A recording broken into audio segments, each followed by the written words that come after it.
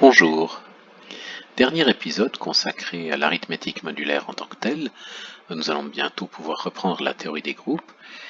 Il s'agit aujourd'hui de simplement proposer une visualisation de z sur nz, donc de cet anneau. Alors, on va prendre donc z modulo nz, donc ici n égale 1, donc si on affiche, il y a juste un point, la classe de 0. Pour n égale 2, on obtient deux éléments, 0 et 1. Pour n égale 3, 3 éléments, 4 éléments, 5, 6. Pour n12, on a 12 éléments, etc. Alors, ceci s'obtient simplement en enroulant z autour de ce cercle. C'est pour ça un peu qu'on parle de groupe cyclique, si on veut, c'est pas pour rien, c'est qu'on a cette idée de cercle qui est derrière. Alors par exemple, si je pars de 0 et qu'à chaque fois j'ajoute 1, je vais parcourir tous les éléments de z sur nz. Donc l'addition, en fait, étant juste engendrée par 1. Ça, on a l'habitude. Et puis ça se passe tout le temps. Donc on va changer un petit peu. Voilà, on obtiendra toujours ce qu'il faut. Et par exemple, sur la place de 1, si au lieu d'ajouter 1, on ajoutait 2, alors là, ça dépend, on engendre partout. 2 n'engendre pas tout. 2 engendre lorsque grand N est impair. Mais lorsque grand N est pair, ça n'engendre pas tout. Et en fait, c'est la même chose pour 3, par exemple. Chaque fois qu'on va tomber sur un multiple de 3, on ne va pas tout engendrer, mais quand on tombera sur un nombre qui n'est pas un multiple de 3, on n'engendrera pas tout. Et il n'y a pas seulement multiple de 3, il y a aussi premier avec. En fait, si je prends k égale 6, voilà, ça ne va pas tout engendrer non plus, au contraire. Ou k égale 8, ça n'engendre pas tout non plus. Bien, donc ça c'est juste la partie additive. Donc ce qui va nous intéresser, ce qui est plus intéressant pour nous, c'est la partie multiplicative peut-être. Alors voici pour z sur 12z les éléments inversibles. 1, ici, 5, 7 et 11. Pour d'autres éléments, alors si on repartons depuis le début. Alors pour n égale 2, il n'y a qu'un seul élément inversible, c'est 1. Pour n égale 3, il y en a 2, 1 et 2. Pour n égale 4, par contre, il n'y a plus que deux éléments inversibles, parce que 2 n'est pas inversible. 5, presque tout. 6, à nouveau, il n'y a que deux éléments inversibles, 1 et 5. Pour 7, tout sauf 0 est inversible. Pour 8, ce sont les impairs qui sont inversibles. Pour 9, ce sont tous les nombres, toutes les classes qui ne sont pas des multiples de 3, etc., etc. Donc ça dépend complètement de la nature de grand N. Ça, on savait, quand grand N est premier, il y a beaucoup d'inversibles. Quand grand N n'est pas premier, il y en a beaucoup moins. Alors, sur le groupe des inversibles, c'est un groupe où il y a une multiplication. Donc ce qu'on va faire, c'est afficher toutes les multiplications possibles. Donc par exemple, on va partir d'un entier et le multiplier par exemple celui-ci, et le multiplier par 2 et tirer un trait pour dire ces deux nombres sont reliés par la multiplication par 2. Alors ici, ça ne montre pas grand-chose, mais on va augmenter. Voilà, ici, multiplication par 2. Alors 0 n'est lié qu'avec lui-même dans ce cas-là. 4, voilà, etc. Puis on s'aperçoit donc qu'on obtient des choses un peu plus compliquées, mais si on augmente beaucoup le nombre grand N, tout temps, en fait, ici on voit apparaître une forme très amusante qui s'appelle une cardioïde, et cette cardioïde, c'est ce qu'on appelle la caustique de ces droites-là. En fait, ces droites sont tangentes à cette cardioïde. C'est la courbe qui est tangente à toutes les droites. Alors, des fois, les droites la traversent. Par exemple, celle-ci traverse la courbe, bien sûr, ici, mais un peu plus loin, elle lui est tangente. Alors, pour 3, par exemple, on ne va pas obtenir une cardioïde pour k égale 3, mais une surface qui est bilobée, qui a deux morceaux, qui est une sorte de cardioïde double. Ça s'appelle un bifolium, deux feuilles. Si pour k égale 4, on obtiendra un trifolium, k égale 5, un trèfle à 4, etc. Mais si on prend des très grands nombres, on ne verra peut-être plus grand chose parce que on va perdre un peu la structure, même si elle est toujours derrière. On obtient des choses qui sont assez amusantes. Ça, c'est un plaisir visuel au moins de voir ces structures de groupe. Curieusement, 49 ici est inversible. Enfin, c'est pas curieux, mais ça nous donne quand même ces structures ici. Alors pourquoi une structure comme ça? Parce que 49 c'est 49 fois 2, c'est moins 2 modulo 100, donc on est très proche de là. Si on change un tout petit peu le grand N, la structure change complètement. Parce que là, 49 par exemple, 49 si on le multiplie par 2, on trouve 1. Donc en fait 42 c'est comme 2 pour modulo 97. Et puis, on peut changer en fait toutes ces structures. Pour chaque choix de cas, on a des structures différentes qui apparaissent. Des fois, voilà, on peut être très surpris de ce qui va apparaître. C'est toujours des figures intéressantes. On pourrait analyser pourquoi elles ont cette forme-là dans chaque cas. Et on s'aperçoit que c'est vraiment des propriétés des entiers eux-mêmes. Alors, bon, plus intéressant que ça, là c'est juste on a multiplié tous les nombres par k. Mais il y a plus intéressant que ça à regarder, c'est par exemple les puissances de K. Donc c'est un sous-ensemble des traits qui sont ici, on ne va pas regarder tous ces traits, seulement une partie, les puissances de K. Donc on va partir de 1 multiplié par K, etc. Alors, prenons quelque chose de plus petit, histoire de voir ce qui se passe. Prenons par exemple n égale 5, voilà. Quand on multiplie par 2, alors 1 multiplié par 2, ça fait 2, fois 2, 4, fois 2, modulo 5, ça fait 3, et 3 fois 2, modulo 5, ça fait 1. Donc on obtient ici un cycle. Et généralement, si k est premier avec n, on obtiendra un cycle. Donc prenons quelques exemples. Alors, 2, c'est 0 modulo 1, modulo 2, donc ici, pas très intéressant. Là, modulo 3, par contre, on s'aperçoit que c'est bien un cycle. En fait, on revient bien en arrière. On va de 1 à 2, puis de 2 à 1. Donc en gros, quand on multiplie 2 fois par 2, 2 au carré si vous voulez, modulo 3, ça fait 1. Modulo 4, on multiplie par un diviseur de 0, donc c'est pas intéressant. Modulo 5, c'est cyclique, donc il faut 4 étapes cette fois pour revenir au point de départ. Modulo 7, il faut 3 étapes.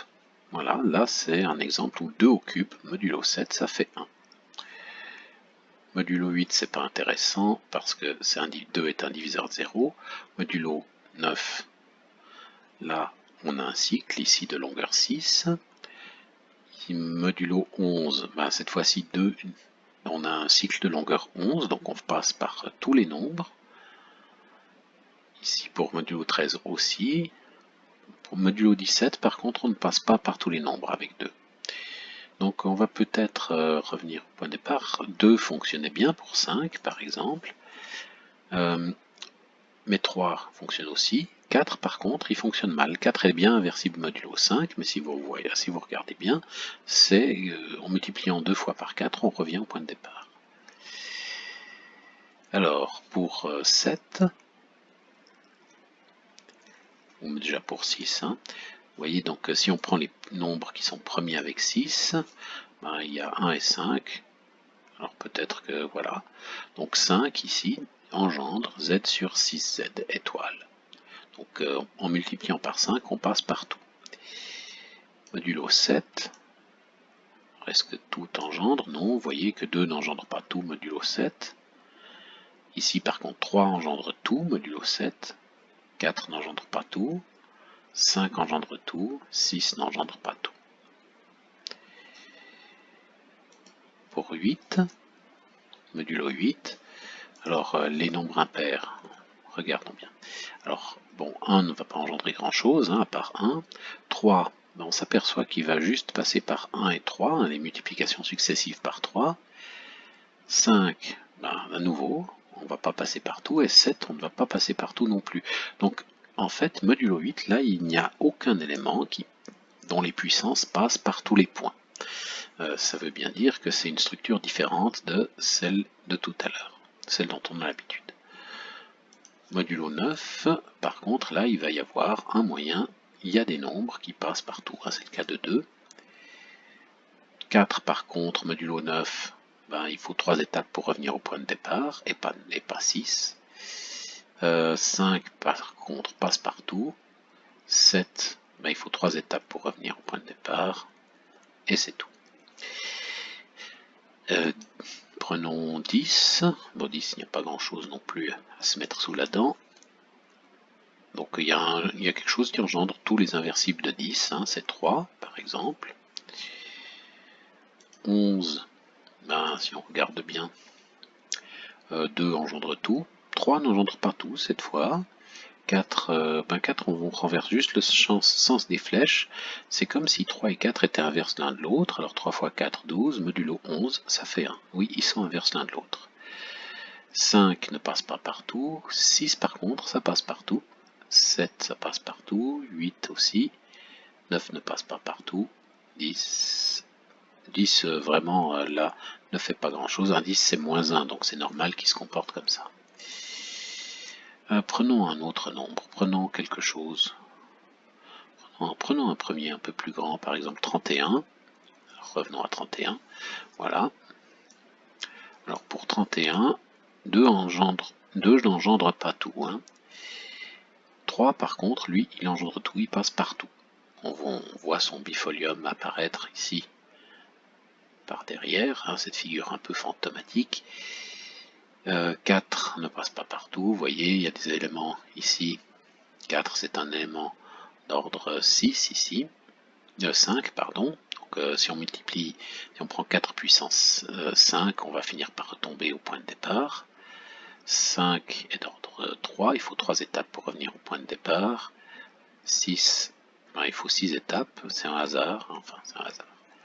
7 ne passe pas partout, etc.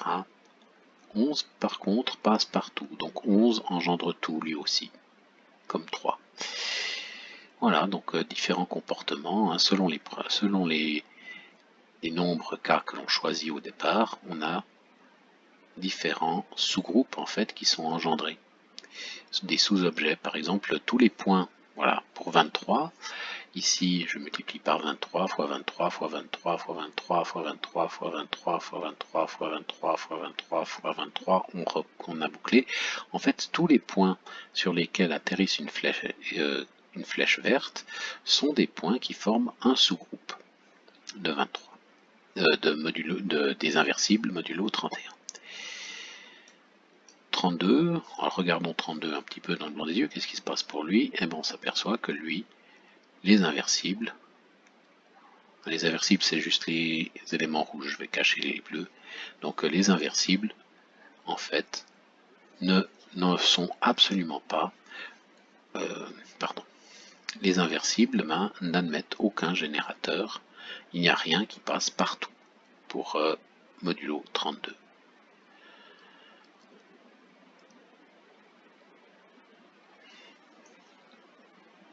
Modulo par exemple 33 non plus, il ne va pas y avoir d'objet qui engendre tout. On pourra chercher, mais je crois pas que non, il n'y en a pas. Et finalement, on peut se demander, mais pourquoi est-ce qu'il y a dans des cas des éléments qui engendrent tout et dans d'autres non?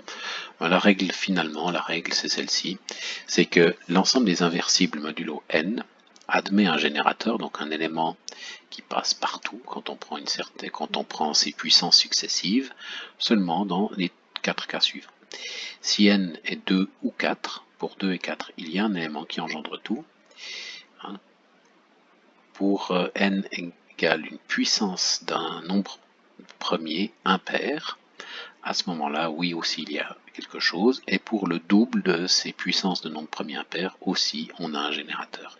Et dans tous les autres cas, on n'a pas un élément dont toutes les puissances successives passent par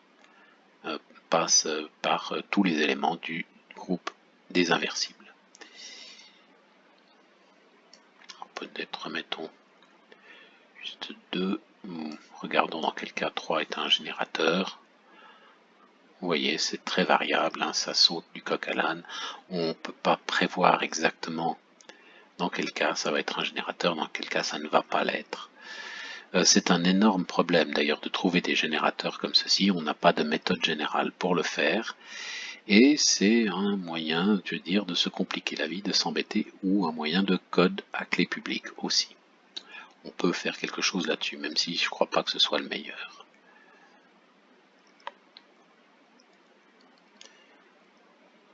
N'empêche, c'est beau.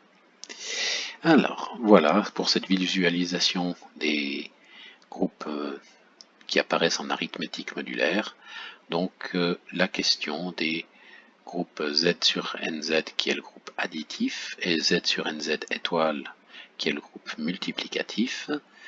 Donc, ces deux groupes qui sont liés, mais qui sont liés par une certaine structure, mais qui ont des structures en fait internes très différentes, sont toujours des groupes abéliens ici. Mais Z sur NZ a toujours un générateur additivement, tandis que Z sur NZ étoile n'a que des générateurs que dans certains cas, et il est très difficile de prévoir quels sont en fait les éléments qui vont engendrer tout le groupe.